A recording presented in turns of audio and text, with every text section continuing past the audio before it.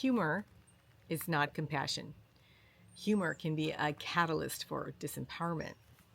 When you use humor to get someone out of a funk or a doldrum, you yourself are afraid of the feeling that they're experiencing, and you don't want that feeling in your life. So you disempower yourself by making fun or bringing up humor.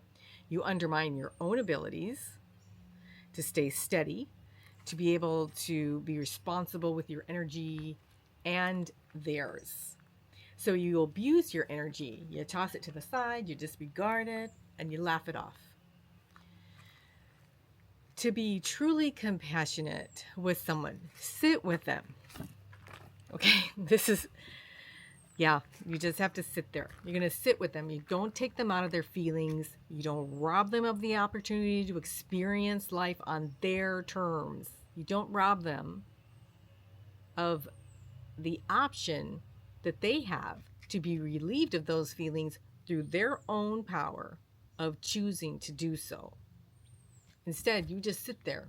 You just sit in silence with them. You don't judge them. Don't try to change them, because judging them would be trying to change them or fix them. In actuality, humor is just another form of judgment. Discerning the time and place for humor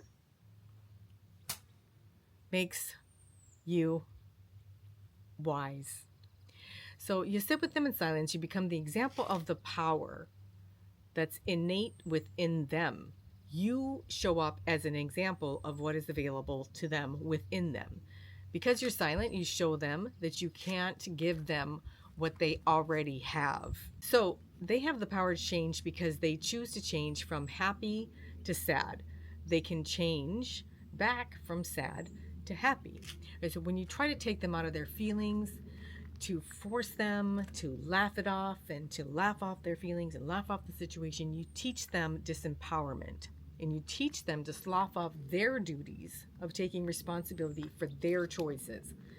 And that's not something you want to do. You don't want to set an example of being irresponsible. They can't change what they don't own, and you can't change what you don't own. So both you and they have to acknowledge their choice to have those feelings. If you feel bad about the situation and want to change it, that's your choice, not theirs.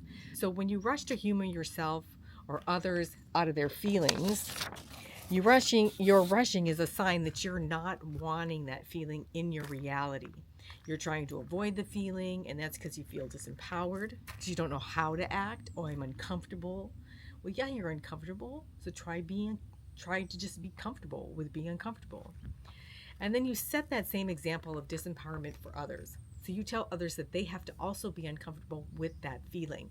You teach them that they are powerless, that they have no ability to respond because you have no ability to respond.